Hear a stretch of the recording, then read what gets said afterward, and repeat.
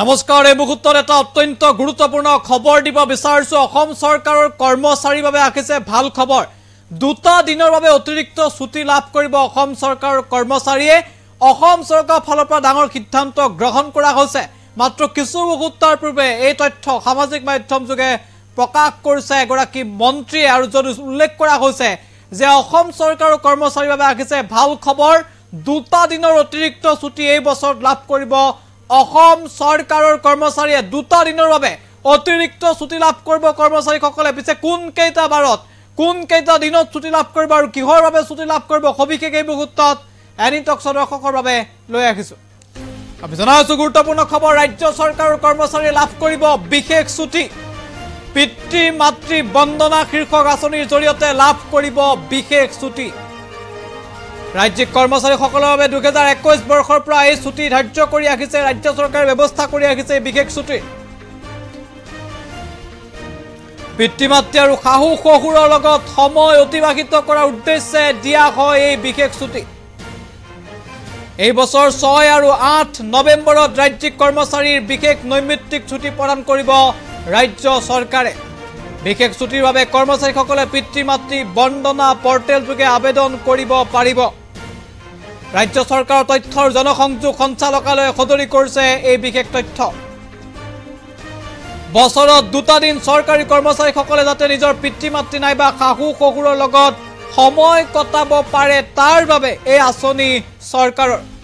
ব্যক্তিগত অৱসৰ বিনোদন নাইবা আন কোনো কামত এই বিশেষ ছুটিৰ সুবিধা গ্ৰহণ কৰিব নোৱাৰিব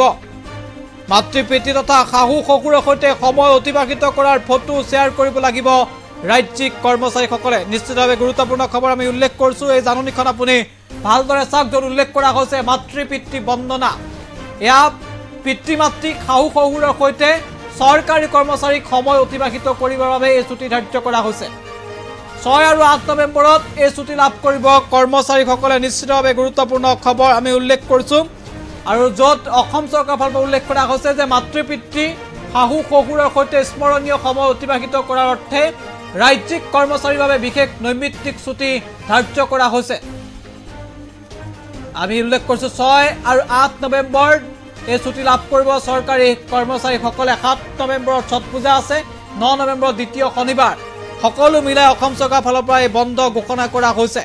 আমি ইতিমধ্যে উল্লেখ কৰিছো 10 নৱেম্বৰ দেওবাৰ বন্ধ অৰ্থাৎ কেইবাটাও দিনৰ বাবে এই ছুটি লাভ কৰিব চৰকাৰী কৰ্মচাৰীসকলে দুটা দিন অসম চৰকাৰৰ ফালৰ পৰা ধাৰ্য কৰা হৈছে পিতৃ মাতৃ শাহু শহুৰৰ সৈতে সময় অতিবাহিত কৰিব পৰাকৈ ব্যৱস্থা কৰিছে এতিয়া অসম চৰকাৰে